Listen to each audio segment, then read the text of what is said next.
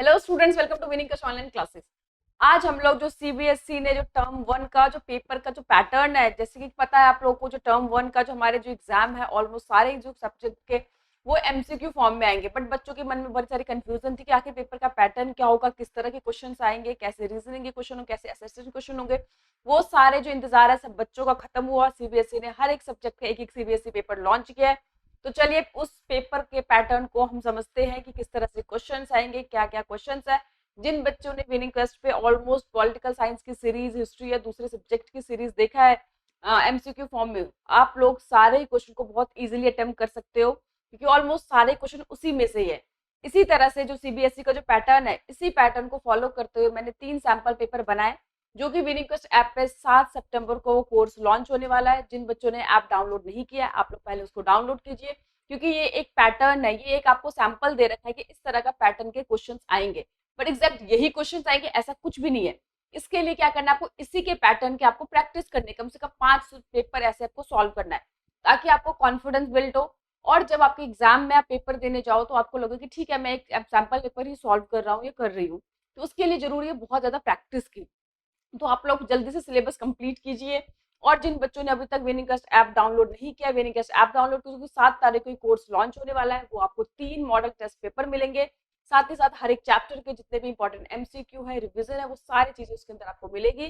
तो वो सब चीजें आपको तभी आप देख सकते हो जब आपके पास विनिंगकस्ट ऐप डाउनलोड आपने कर लिया हो। तो चलिए आज हम बात करते हैं कि सीबीएसई ने जो अपना सैंपल पेपर लॉन्च किया है, कि पेपर का पैटर्न क्या होगा, कितना टाइम होगा, कितने क्वेश्चन होंगे, कितने चॉइसेस होंगे, कैसे रीजनिंग के क्वेश्चन पूछे जाएंगे। तो चलिए हम लोग स्टार्ट करते हैं। तो पहले मैं बता दूं, आप लोग को पता होगा मार्क्स 40 है। टाइम जो है इस पेपर करने के लिए आपको 90 मिनट्स के मिलेंगे। पहले कुछ इंस्ट्रक्शन है जो पेपर के बता रहे हैं कि 3 सेक्शन है, A B and C. A section में 24 क्वेश्चन होंगे, आपको कितने अटेम्प्ट करना है, 20 क्वेश्चन करने, यानी कि 4 आप छोड़ सकते हो कोई भी। सेक्शन बी में भी 24 क्वेश्चन है, उसमें भी आपको 20 क्वेश्चन अटेम्प्ट करने हैं। सेक्शन सी के अंदर 12 क्वेश्चन है, उसमें से कोई भी 10 आपको करनी है, यानी कि टोटल एग्जाम में जो क्वेश्चन होंगे वो 60 होंगे, बट आपको अटेम्प्ट कितने करने हैं, 50, यानी कि 50 क्वेश्चन आपको प्रॉपर अटेम्प्ट करने हैं। 10 क्वेश्चन आप छोड़ सकते हो जो आपको नहीं आते हैं। ठीक है, अब लिखा हुआ है there is one correct option for every question, यानी कि जितने भी आपको क्वेश्चन दे रखे हैं, आपके पास 4 ऑप्शन है, उसमें से कोई एक ही करेक्ट आंसर है। और ध्यान रखना कि marks will not be awarded for making more than one option. अगर आपके मन में कोई कंफ्यूजन होता है, चलो सी भी हो सकता है, डी भी हो सकता है, मैं दोनों टिक कर देता हूँ, तो उस कंडीशन में आपके 0 मार्क्स जाएंगे। आप एक ही जो ऑप्शन है उसी को सेलेक्ट कर सकते हो। अगर एक से ज्यादा ऑप्शन को सेलेक्ट करते हो तो आपके उसी टाइम पे आंसर 0 हो जाएंगे। नेक्स्ट है कि आपको हर एक क्वेश्चन के एक ही मार्क्स है, यानी कि 50 क्वेश्चन है तो 50 मार्क्स हो गए। उसके बाद there is a no negative marking, it's a positive sign की वजह से आपको पता है जितने भी कॉम्पिटेटिव एग्जाम्स वगैरह होते हैं उनमें नेगेटिव मार्किंग होती है, यानी कि अगर आपने नहीं आते हुए भी अटेम्प्ट कर लिए तो उसमें जो आपने सही किए थे उसके भी आपके मार्क्स कट जाएंगे, नेगेटिव मार्किंग होती है।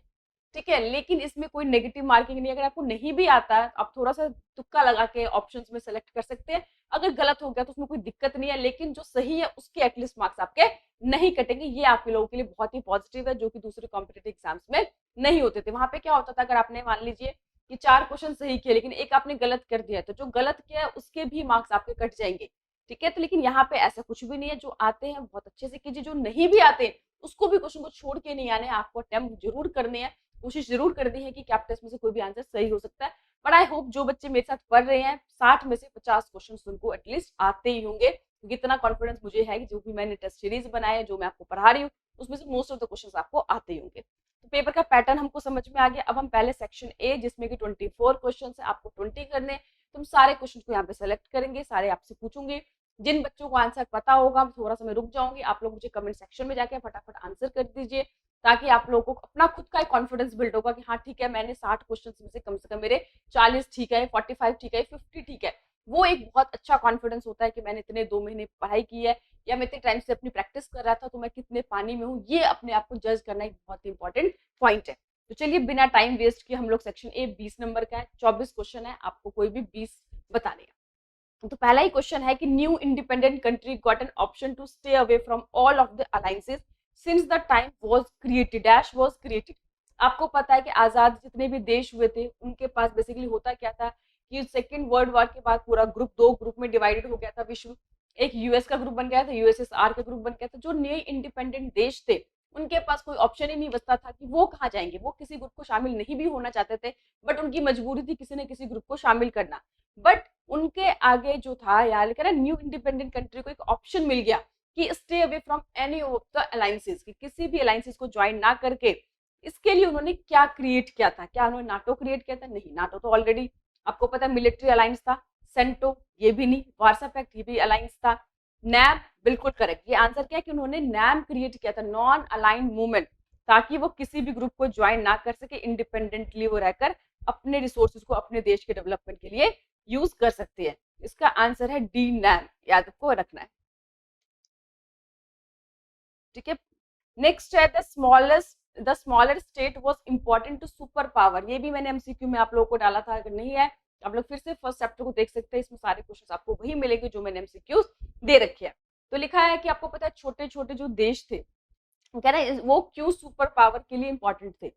ठीक है, आप मैंने आपको बताया था क्वेश्चन की जो बड़े देश है वो तो ऑलरेडी सुपर पावर है, उनके पास न्यूक्लियर वेपन है, उनके पास सारे रिसोर्सेज है, बट स्टिल फिर भी उनके लिए सुपर पावर के लिए छोटे छोटे देश थे वो क्यों इतना इंपॉर्टेंट थे, क्यों उनके साथ वो अलायंस करना चाहते थे, क्यों उनसे वो गठबंधन करना चाहते थे। तो आपके पास ऑप्शन दे रखा है, ध्यान से देखो, vital resources, territory, economic support, और आइडेंटिफाई करना है इसमें करेक्ट ऑप्शन की पहला और तीसरा सही है, पहला और दूसरा सही है, सेकंड एंड थर्ड सही है, फर्स्ट सेकंड थर्ड तीनों सही है।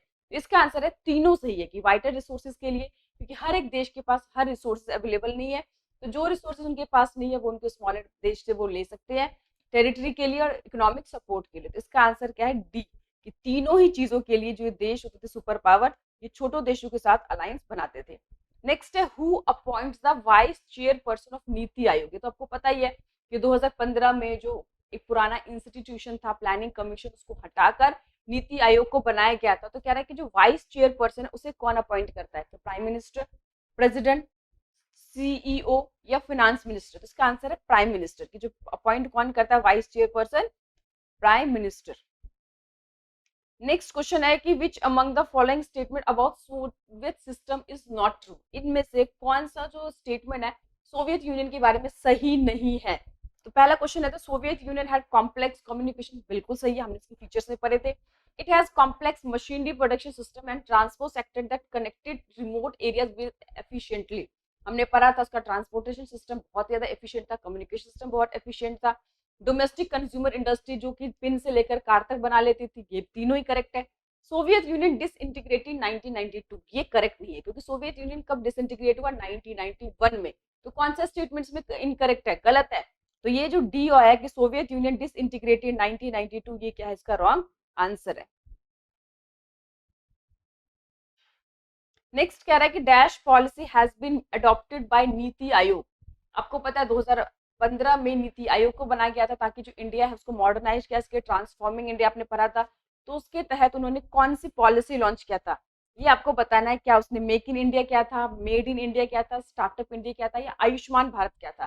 तो नीति आयोग ने कौन सी पॉलिसी को अडॉप्ट किया था? इसका फर्स्ट आंसर है मेक इन इंडिया, जो कि बहुत ज्यादा पॉपुलर हुआ है कि इंडिया को बेसिकली मैन्युफैक्चरिंग हब बनाना चाहते हैं, ताकि जैसे चाइना आपको पता है आज के टाइम में इतने बल्क में प्रोडक्शन करता है, जिस कारण जो कॉस्ट पर यूनिट है इतनी कम हो जाती है कि पूरी दुनिया में बहुत ज्यादा सस्ता सामान बेच पाता है और उसके कंपटीशन में कोई भी देश खड़ा नहीं हो पाता। ऐसा क्यों? क्योंकि वो बल्क में प्रोड्यूशन करता है। तो इंडिया भी चाहती है मेक इन इंडिया, इंडिया के अंदर ही बहुत बड़े लेवल पे प्रोडक्शन हो और हम भी दूसरों को बड़े सस्ते सामान को बेच सके। नेक्स्ट कह रहा है कि who were the 3 leaders who floated the idea of NAM. आपने पढ़ा था कि नैम के जो फाउंडर थे वो 5 देश थे, बट यहाँ पे पूछ रहे वो कौन से 3 नेता थे। तो आपके आप ऑप्शन दे रखे हैं Nehru, Tito, Nasser. 3, Nehru, Sukarno, Shah.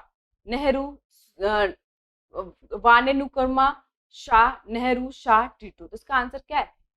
First जो है नेहरू, टीटो और नासिर, ये 3 करेक्ट है, क्योंकि ये 3 थे, बाकी 2 थे, बट यहाँ पे जब से 3 नेताओं के बारे में पूछा गया है कि किसके जो सेट है वो करेक्ट है, तो नेहरू, टीटू और नासिर, ये जो ऑप्शन है बिल्कुल करेक्ट है।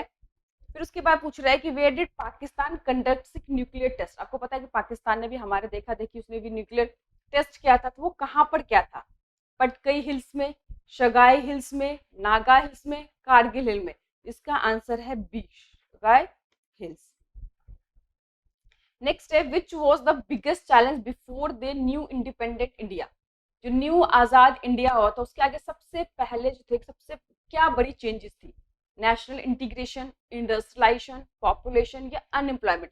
देखिए जब भारत आजाद हुआ था तो भारत के सामने 3 हमने चैलेंज पड़े थे, लेकिन जो मेन प्रॉब्लम थी, मेन जो प्रायोरिटी थी, उसमें से कौन सा था? National integration. क्योंकि हमने देखा कि भारत जो था धर्म के नाम पे पहले ही दो भागों में बट चुके थे। भारत जो था धर्म के नाम पे पहले दो भागों में बट चुके थे। अब भारत के आगे ये बहुत बड़ा चैलेंज था कि अब भारत के और टुकड़े ना हो, क्योंकि प्रिंसली स्टेट बहुत सारे वो इंडिपेंडेंट रहना चाहते थे, तो देश को कैसे इंटीग्रेट करके रखा जाए, एक साथ जोड़ के रखा जाए, ये बिगेस्ट चैलेंज था इंडिया के आगे, आजाद इंडिया के आगे। फिर कह रहा है कि which of the statement about NAM movement is incorrect. कौन सा जो स्टेटमेंट है इसमें नैम के बारे में इनकरेक्ट है, गलत है? पहला कह रहा है कि enabling new decolonised country to pursue independent policy, ये बिल्कुल ठीक है। Refusal to join any military alliance, बिल्कुल सही है, उन्होंने किसी मिलिट्री अलायंस को ज्वाइन नहीं किया था। Following a policy of neutrality on global issue, global issue में न्यूट्रलिटी की पॉलिसी अपनाई थी। Focus on elimination of global economic inequality, तो इसमें पूछ रहा है कि कौन से जो है वो बिल्कुल सही है, गलत है नैम के बारे में। तो इसका जो गलत है वो सी है, कि उन्होंने न्यूट्रलिटी, ग्लोबल इश्यूज में न्यूट्रलिटी की पॉलिसी अपनाई थी। हमने पढ़ा था NAM is neither a isolation nor a neutrality, समझ में? ना तो नैम जो था आइसोलेशन की पॉलिसी थी, ना न्यूट्रलिटी की पॉलिसी थी, बट यहाँ पे कह रहा है कि न्यूट्रलिटी की पॉलिसी उन्होंने अपनाई थी ग्लोबल इशू में। That is incorrect of statement. तो ये जो आपका जो नेक्स्ट कह रहा है कि arrange the following in the chronological order of this establishment. इसमें आपको क्या करना है? एस्टेब्लिशमेंट को अरेंज करना है कि पहले कौन सा हुआ था। द वर्ल्ड ट्रेड ऑर्गेनाइजेशन सबको पता है कब बना था, and amnesty international, league of nation, world bank. इसमें से आपको बताना है कि क्रोनोलॉजिकल मतलब पहले क्या हुआ, फिर क्या हुआ, फिर क्या हुआ। तो ये सब मैंने आपको बता रखा है, लीग ऑफ नेशन कब बना, वर्ल्ड बैंक कब बना, ठीक है। उसके बाद हमने देखा कि जो है वर्ल्ड ट्रेड ऑर्गेनाइजेशन कब बना। इसमें आपको बताना है बेसिकली कौन सा इसका करेक्ट आंसर है। इसका जो करेक्ट आंसर है वो फर्स्ट है, क्योंकि सबसे पहले लीग ऑफ नेशन बना था फर्स्ट वर्ल्ड वॉर के बाद, उसके बाद जो वर्ल्ड बैंक बना था, फिर फर्स्ट जो है वो है क्या, तो WTO 1995 में, और उसके बाद सेकंड जो है एमनेस्टी इंटरनेशनल। तो इसका जो फर्स्ट आंसर ऑप्शन है ए, वो बिल्कुल करेक्ट है।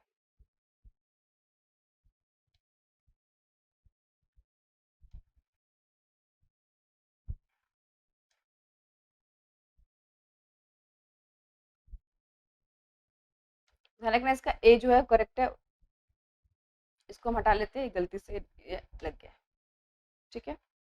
ए इसका याद रखना। नेक्स्ट है कि which from of the following is concern with the safe and peaceful use of nuclear technology under the UN system. आपको बताना है इसमें से कि which of the following concern, कि कौन बेसिकली किस पे कंसर्न करता है, चिंता करता है कि जो भी हमारे पास न्यूक्लियर वेपन्स हो, टेक्नोलॉजी हो यूएन सिस्टम के अंदर, वो बड़ी सेफली और पीसफुल तरीके से यूज किया जाए। UN international safeguard committee, UN security council, international atomic energy agency, या एमनेस्टी इंटरनेशनल। तो इन चारों में से कौन सा इसका जो आंसर है बिल्कुल सही है? तो आपको पता है एमनेस्टी बेसिकली एनजीओ है, ह्यूमन राइट्स को देखता है। तो इसका answer international atomic energy agency इसका करेक्ट आंसर है। यही देखता है कि जितने भी न्यूक्लियर पावर देश है वो इस चीज को सेफली पीसफुली यूज करे। तो कह रहा है India conduct its first and second nuclear test at Pokhran in the year dash and dash. India को पता है 2 बार न्यूक्लियर टेस्ट कर चुका है। एक जब देश की प्रधानमंत्री श्रीमती इंदिरा गांधी थी, दूसरे अटल बिहारी वाजपेयी थे। तो कब कब किया था? 2 ऑप्शन दे रखा है, 1978, 1991, 71, 92, 74, 1998, 74, 1996। इसका आंसर सी है, एक 74 में फर्स्ट सफल हुआ था जब श्रीमती इंदिरा गांधी हमारे देश की प्राइम मिनिस्टर थी, दूसरा 1998 में कारगिल वॉर से जस्ट बिफोर। इसका जो ऑप्शन है सी वो बिल्कुल करेक्ट है। 1974 में पहला हुआ था और 1998 में सेकेंड हुआ था। नेक्स्ट है कि the Arab spring did not transcend which of the following country, किस कंट्री में ये बेसिकली नहीं हुआ था? इसमें आपको ऑप्शन देना है कौन सा है। तो टूनिशिया, लीबिया, ईरान और यमन। सबको पता है टूनिशिया से तो स्टार्ट ही हुआ था, लीबिया पहुंचा था, यमन पहुंचा था, बहरीन पहुंचा था, किस देश में नहीं पहुंचा था? तो उसका आंसर है ईरान। ईरान तक ये जो इसकी लपटें थी बेसिकली वो नहीं पहुंच पाई थी। यमन गलती से हुआ है, इसको ध्यान रखना। ये जो हमारा करेक्ट ऑप्शन है ईरान, मैं बोल भी रही हूँ साथ में इसीलिए कि ताकि अगर गलती से कोई लग जाए तो आपको पता चल जाए कि जो है वो गलत है,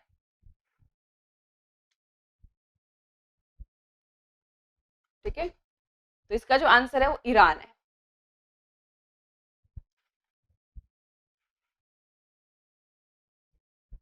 चलिए कह रहा है which among the following is not an outcome of the disintegration of USSR. USSR जब डिसइंटीग्रेट हुआ था, इसमें से कौन सा आउटकम परिणाम नहीं हुआ था? End of the ideological war between US and USSR, ये तो भैया मेन रीजन था कि जैसे यूएस कोल्ड वॉर खत्म हुआ, जैसे ही यूएसएसआर डिसइंटीग्रेट हो गया, उसका समापन हुआ, सबसे पहले तो कोल्ड वॉर ही खत्म हो गया।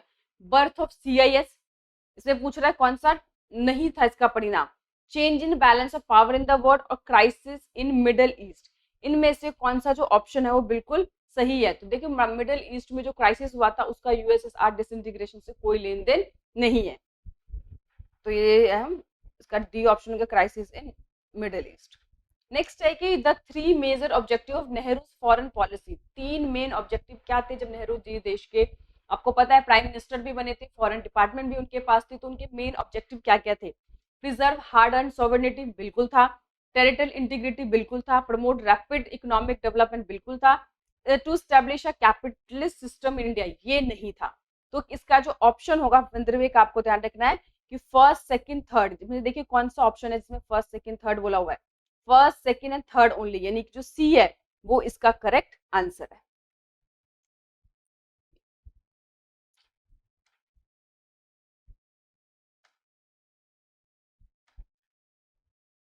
ध्यान रखना इसका जो आंसर है वो सी है बस। नेक्स्ट कह रहा है which of the following is not the dispute side between India और China. Which of the following, इसमें से कौन सा जो मेन है कि भारत और इंडिया के बीच डिस्प्यूट का रीजन नहीं है? डोकलाम, गलवान वैली, डीपेसेंग प्लेन या लिप्पू लेक पास, इसमें से पूछ रहा है कि कौन सा जो है इसका ऑप्शन है डी। ये जो लिप्पू लेक पास है ये इंडिया और चाइना के बीच विवाद की जड़ नहीं है, बाकी सारे ही जो रीजन है डोकलाम तो अपना गलवान वैली आपने सुना ही होगा। तो ये जो इसका आंसर है कौन से कह रहा है किसमें से कौन सा जो है वो इंडिया और पाकिस्तान की लड़ाई का कारण नहीं है। फिर कह रहा है the Nizam wanted an independent status of Hyderabad, हमने पढ़ा ही है। He entered into what was called the standstill agreement with India in 19 November 1947 for dash while negotiation with the Indian government were going on, कितने time के लिए उसको negotiation उसने रख दिया था? तो ये भी आपका आंसर है 1 साल के लिए, 3 साल के लिए, 2 ईयर्स के लिए, 6 मंथ के लिए। ये एक अच्छा इंपॉर्टेंट क्वेश्चन है कि निजाम वांटेड इंडिपेंडेंट स्टेट, हमने देखा था निजाम जो था हैदराबाद को इंडिपेंडेंट देश बनाना चाहता था। He entered into what was called this, इसको क्या गया था? Stand still agreement with India in November 1947 for dash, कितने साल के लिए? फॉर अ 1 ईयर, 1 साल के लिए इसको उसने रख दिया था। इसके बीच में काफी नेगोशिएशन हुई थी, बातचीत हुई थी। जिसका फर्स्ट आंसर है जो 17th का कि 1 ईयर। नेक्स्ट है the foreign policy of a country is the outcome of economic policy, these remark were made by, फिर से देख लो, the foreign policy of a country is the outcome of economic policy, जो economic policy का outcome foreign policy था। ये जो remark है मेड बाय, किसके द्वारा ये बात कहा गया है? इंदिरा गांधी के द्वारा, जवाहरलाल नेहरू के द्वारा, मोरारजी देसाई के द्वारा या चरण सिंह के द्वारा? तो आपको वैसे ही पता होना चाहिए कि जो देश के प्राइम मिनिस्टर थे, एक ही ऐसे प्राइम मिनिस्टर थे जिन्होंने अपने पास फॉरेन डिपार्टमेंट भी जब तक वो प्राइम मिनिस्टर पोस्ट पे तब तक उन्होंने रखा था। तो ये जो है बेसिकली जवाहरलाल नेहरू के द्वारा स्टेटमेंट था। नेक्स्ट है कि the high point of cold war was, cold war का हाई पॉइंट कौन सा था? ये तो मुझे लगता है हर एक बच्चों को पता ही होगा कि इसका आंसर क्या है, क्यूबा मिसाइल क्राइसिस। क्योंकि पहला ही जब मैंने चैप्टर कराया था फर्स्ट क्वेश्चन ही मुझे लगता है यही क्वेश्चन था, तो इसमें हमें कोई कंफ्यूजन ही नहीं है। कोल्ड वॉर का जो हाई पॉइंट था वो क्यूबा मिसाइल क्राइसिस था। एक क्वेश्चन तो क्यूबा के ऊपर आना ही क्वेश्चन था। What is the amnesty international? Amnesty international क्या है? क्या वो न्यूक्लियर सेफ्टी ऑर्गेनाइजेशन है, गवर्नमेंट ऑर्गेनाइजेशन है, नॉन गवर्नमेंट ऑर्गेनाइजेशन है, ह्यूमन डेवलपमेंट ऑर्गेनाइजेशन है? तो इसका आंसर है कि वो नॉन गवर्नमेंट ऑर्गेनाइजेशन है, बेसिकली जो ह्यूमन राइट्स के लिए काम करते हैं। हर देश में इसने अपनी एजेंसी ओपन कर रखी है। फिर कह रहे choose the odd one out of the following statement, किसमें से कौन सा स्टेटमेंट में से ऑड है ये आपको बताना है। तो इसमें कह रहा है कि जो स्टेट रीऑर्गेनाइजेशन एक्ट 1956 बिल्कुल सही है, ये तो आपने पढ़ा था, जिसमें हमने देखा था कि लैंग्वेज के बेसिस पे 14 स्टेट और 6 यूनियन टेरिटरीज क्रिएट किए गए थे। पार्टीशन इन इंडिया 1947 बिल्कुल करेक्ट है। नंबर ऑफ प्रिंसली स्टेट 512 गलत, उस टाइम पे कितने थे प्रिंसली स्टेट? 565, तो ये गलत है। इंडिपेंडेंट ऑफ इंडिया 1947 बिल्कुल सही है। तो इसमें ऑड कौन सा है? नंबर ऑफ प्रिंसली स्टेट 512, ये जो है वो ऑड है। नेक्स्ट है कि what was the impact of the Indo China conflict on the opposition party? Opposition party पे इसका क्या इंपैक्ट पड़ा? The CPI which was in favour of the Soviet Union grow closer with the Congress, जो कि CPI जो कि Soviet union को support करती थी, सोशलिज्म को प्रमोट करती थी, वो जो थी वो कांग्रेस के करीब आ गई। The communist party of India broke up in 1963, communist party टूट गई 1963 में। Altered the leaders of India about the situation in the north east में जो थे सिचुएशन को बदला गया। नागालैंड को एक स्पेशल स्टेटस दिया गया। तो इसमें से जो 22वें में कह रहा है कौन सा करेक्ट ऑप्शन है आपको इसमें बताना है। इसका जो ऑप्शन है केवल एक ही करेक्ट है, डी, कि Nagaland was given a status. ठीक है,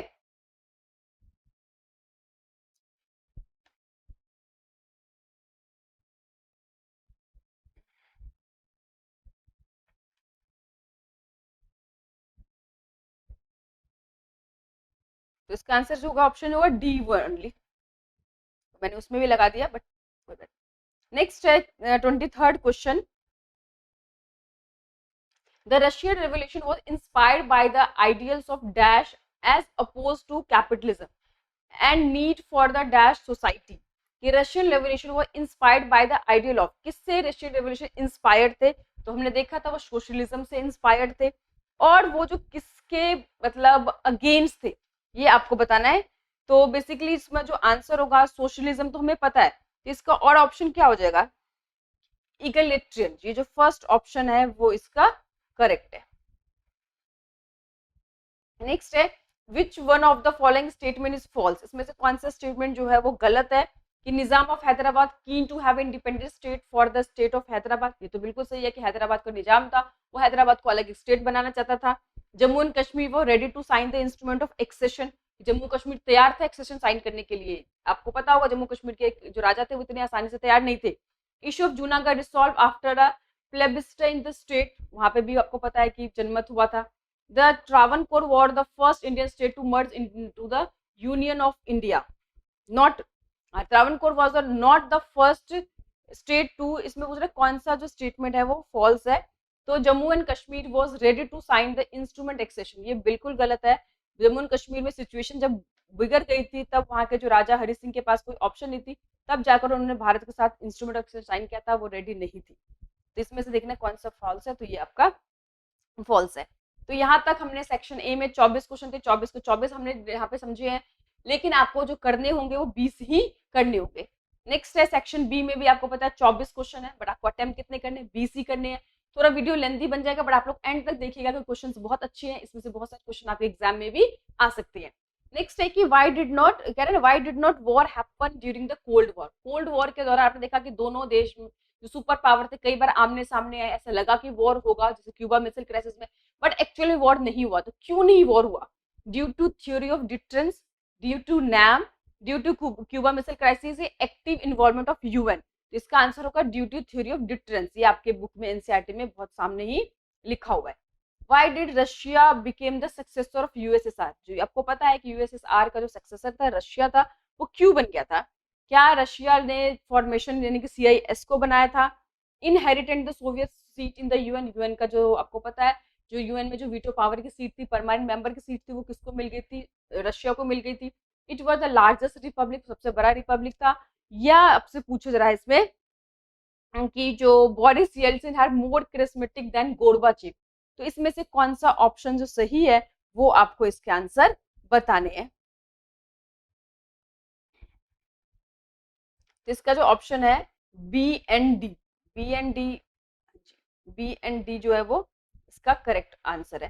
तो देखिए बी क्या है आपको, कि आपको पता है यूनाइटेड नेशन के अंदर जो सोवियत संघ की सीट किसको मिली थी, रशिया को मिली थी, और जो बोरिस येल्सिन थे उनकी जो पर्सनालिटी थी वो ज्यादा अच्छी थी, ज्यादा पॉपुलैरिटी थी। नेक्स्ट कह रहा है इसमें, ठीक है, नेक्स्ट है 27 कि Nagpur session of the Congress in 1920 this principle was accepted that the reorganisation of the state would be a linguistic basis. Nagpur session में से डिसाइड किया गया था कि भैया जो स्टेट फॉर्म होंगे वो लिंग्विस्टिक लैंग्वेज के बेसिस पे होंगे। डिस्पाइट दिस, इसके बावजूद the leaders were against after the independence. लेकिन आपको पता है आजादी के बाद सिचुएशन बदल गई थी और इसीलिए डिसाइड किया था सीनियर लीडर्स ने कि अभी इस चीज को हम थोड़ा साइड में रख देते हैं, बाद में इसको डिस्कस करेंगे, क्योंकि धर्म के नाम पे पहले देश के दो टुकड़े हो चुके हैं। अब लैंग्वेज के बेसिस पर छोटे छोटे देश मतलब प्रॉब्लम ना स्टार्ट हो जाए, इसीलिए इस प्रॉब्लम को उन्होंने साइड में रख दिया था। तो अब यहाँ पे कह रहा है कि आपको बताना है कि जो कौन सा जो चीज है, the leader were against after independence, क्यों इस चीज की वो खिलाफ हो गए थे। जिसमें लिखा है थिंग्स चेंज आफ्टर इंडिपेंडेंस या पार्टीशन, बिल्कुल सही है। Might led to the disruption and disintegration, adopt the mixed policy to adopt a planned, using the correct option इसके अंदर आपको देना है। तो ध्यान रखना कि इंडिपेंडेंस के बाद चीजें बदल गई थी और देश में जो है टुकड़े ना हो जाए, टूट ना जाए, इस चीजों के लिए अब इसको रोक दिया गया था। तो फर्स्ट और सेकंड जो सी ऑप्शन है वो बिल्कुल सही है,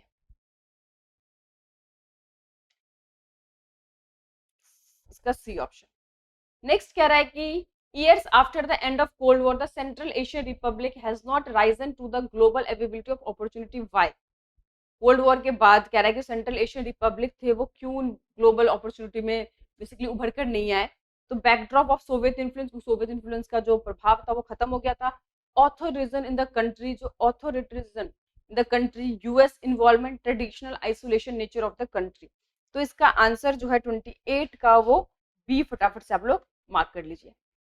नेक्स्ट कह रहा है सरदार वल्लभ भाई Patel was entrusted with the task of unification of the princely state, which of the following argument is not correct? इसमें से कौन सा जो स्टेटमेंट है करेक्ट नहीं है।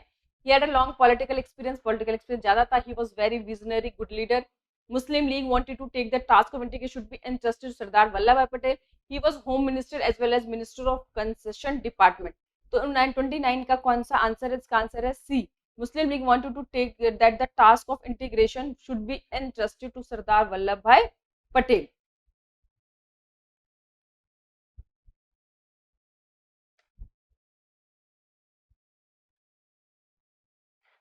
नेक्स्ट है 30 क्वेश्चन कि why did Indian government sign the treaty with the Soviet Union 1971 में। देखा था ना जब इंडिया और पाकिस्तान वॉर हुआ था 1971 के बाद यूएसएसआर के साथ भारत ने 20 साल का फ्रेंडशिप ट्रीटी साइन किया था। तो पूछ रहा है कि क्यों साइन किया था, इसके पीछे रीजन क्या था। इसका रीजन बेसिकली बोलेंगे India needed diplomatic military support during the Bangladesh crisis, क्योंकि बांग्लादेश क्राइसिस हुआ था, बांग्लादेश इंडिपेंडेंट देश बना था, तो इसीलिए भारत को उस टाइम पे डिप्लोमेटिकली और मिलिट्री जो हेल्प है वो उसको वहां से चाहिए था। इसका जो फर्स्ट ऑप्शन है वो बिल्कुल करेक्ट है 30 का। नेक्स्ट हम आते हैं कि for the consider these statement about the NITI Aayog, इसमें नीति आयोग के बारे में कौन सा स्टेटमेंट जो है वो रॉन्ग है, वो आपको यहाँ पे नीति आयोग के बारे में बताना है कि नीति आयोग जो है does not ensure the spirit of cooperative federalism. तो ये जो बी ऑप्शन है वो बिल्कुल इसका गलत है।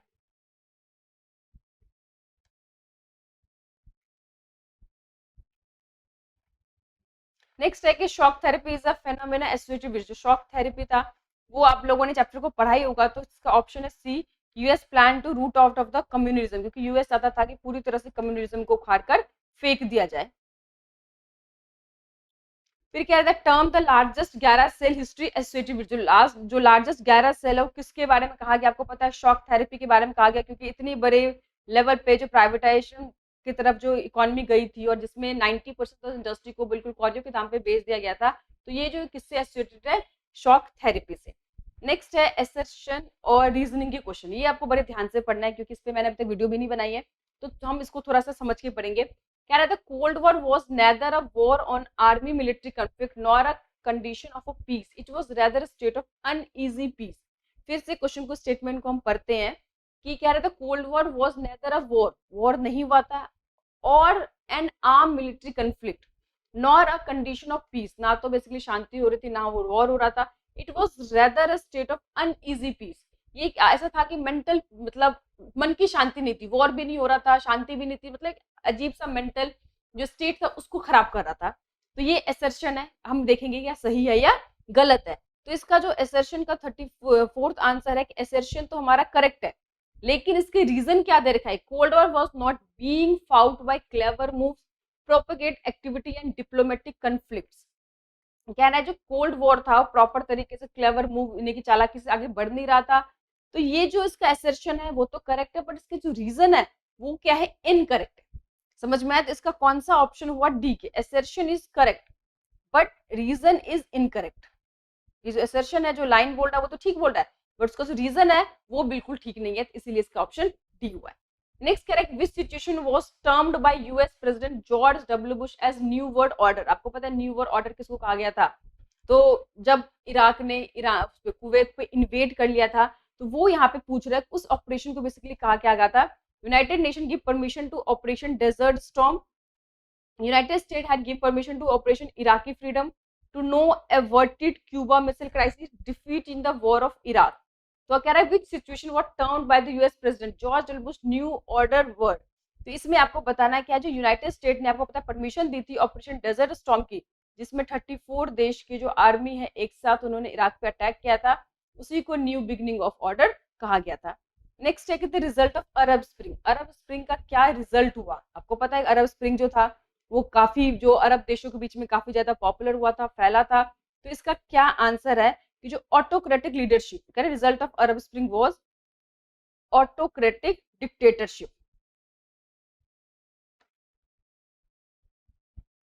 नेक्स्ट क्या 37 NITI Aayog serve as a think tank to promote dash federalism where government act as a dash with the help of technology, select the correct option. Competitive controller, तो इसका जो 37 का आपको आंसर दे रखा है कोऑपरेटिव और फैसिलिटेटर।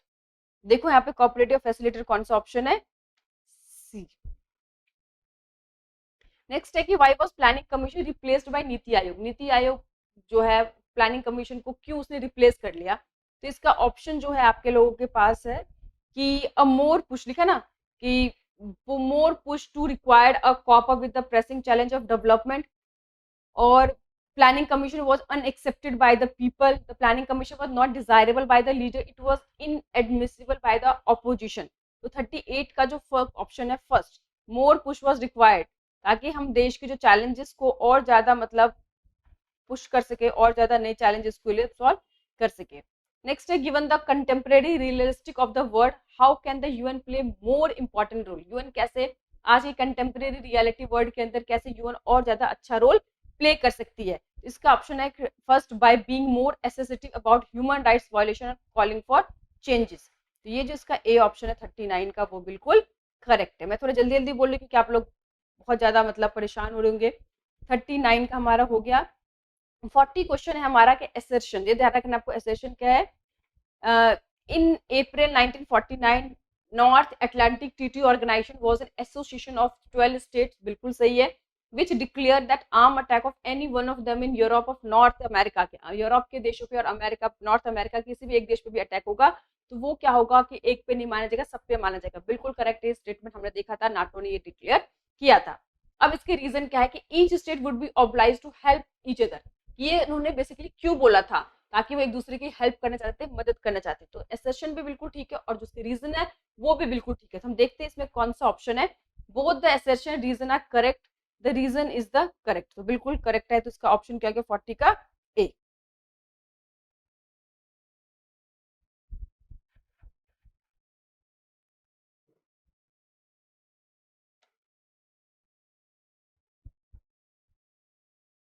ठीक है ए इसका आंसर। नेक्स्ट हम चलते हैं आगे। एसर्शन 41 क्वेश्चन जो है इसमें एसर्शन पे भी क्वेश्चन है कि international organisation play a very important role in maintaining peace. ये तो बिल्कुल सही है कि जो है वो मतलब बहुत ज्यादा शांति के लिए इसको बेसिकली बनाया गया था।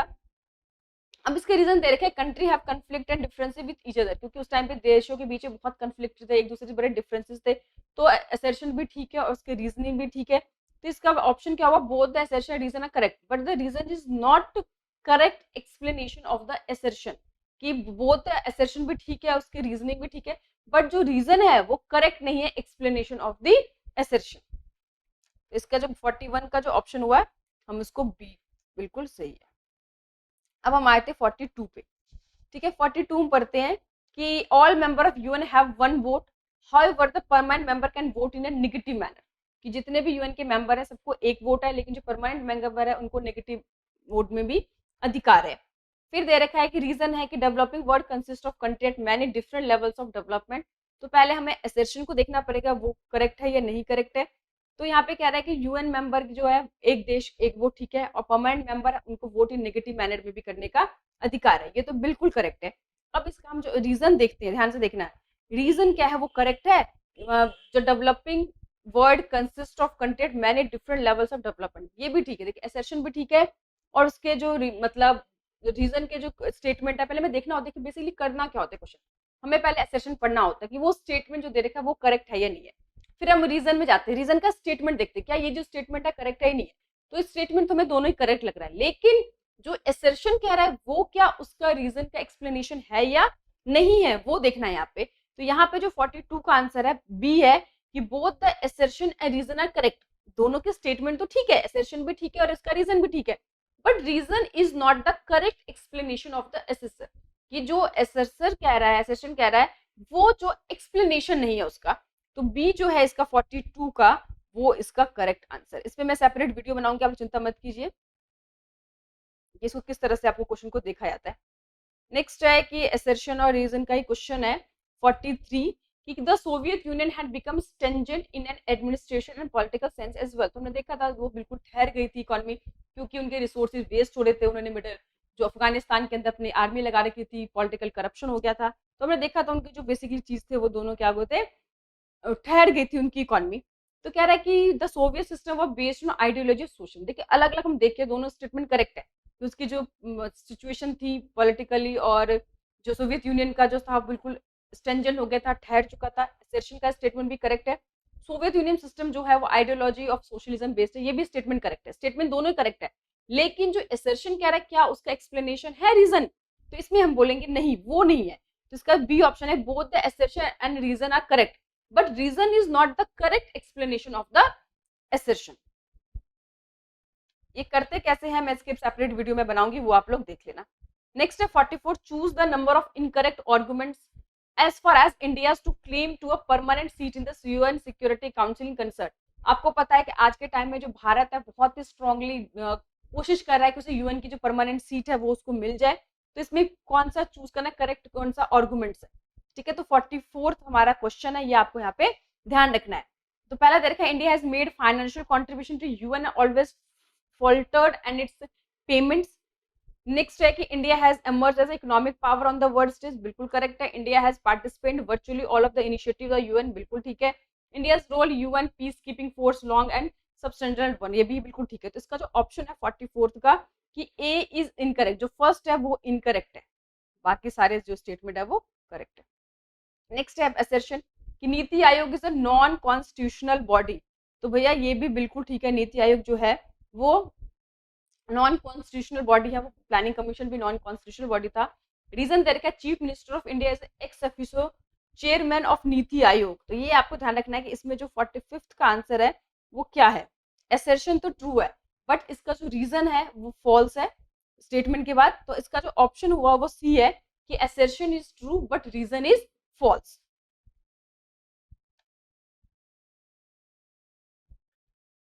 नेक्स्ट है 46 क्वेश्चन पे हम आए थे। कह रहा है कि to which of the following matter do international organization help. अब कौन से मैटर पे इंटरनेशनल ऑर्गेनाइजेशन हेल्प करते हैं, basically to establish better living condition of democratic country, in matter of peace and war, to prevent violation of human right, to resolve territory dispute. तो किस चीजों पे जो इंटरनेशनल ऑर्गेनाइजेशन है वो एक दूसरे की मदद करते हैं, काम करते हैं। तो इनका आंसर है बी एंड सी कि पीस और वॉर में इंटरनेशनल ऑर्गेनाइजेशन का रोल होता है।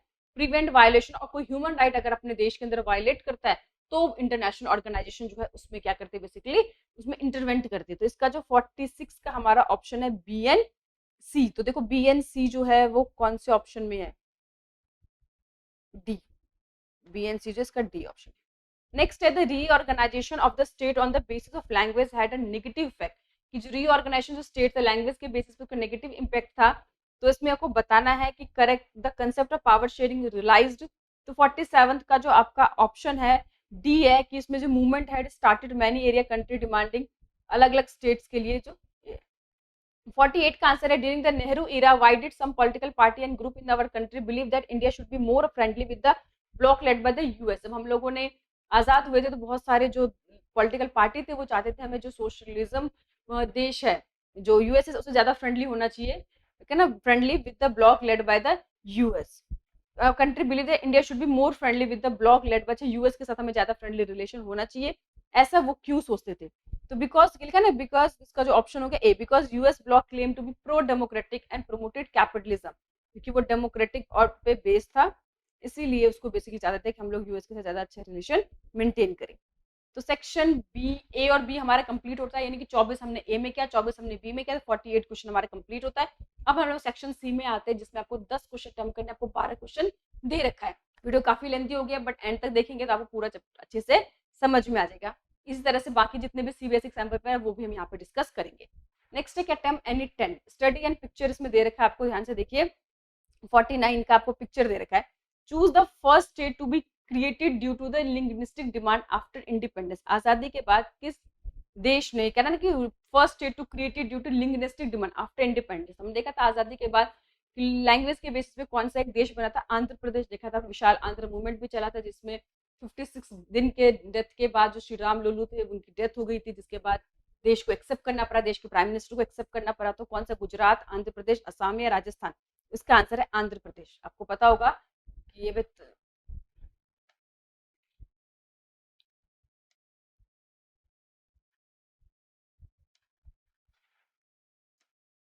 ठीक है, आंध्र प्रदेश का आंसर है द क्वेश्चन। अच्छा, विजुअली इम्पेयर्ड के लिए नेक्स्ट क्वेश्चन, नेक्स्ट में 49 के बाद 50 पे आ जाएगी। The study the picture given below, answer the question. देख रहे हैं ध्यान से, आपको ये लोगो लगा हुआ है, ये लोगो किसका है? सबको पता है कि यूनाइटेड नेशन का है। कह रहे हैं ये लोगो जो है वो क्या बेसिकली सिंबल दे रहा है, क्या दिखाने की कोशिश कर रहा है?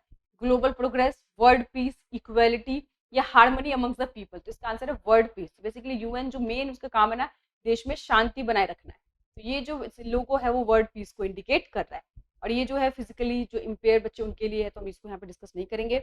आगे आए थे हम 51 पे, study the cartoon given below, answer the following question. ये आपको कार्टून दे रखा है, उसके हिसाब से आपको क्वेश्चन बताना है। तो हम करते हैं the message that the picture was given in. Message क्या दे रहा है इसमें? इसमें आपको मैसेज क्या दे रहा है कि use of military power to control the control. ध्यान से देखना कि लिखा है ना कि इसमें कि पहले शांति की बात होती है, अगर जब शांति से बात नहीं बनती तो फिर क्या यूज करते हैं? Use the military power to control the world. दिख रहा है आपको?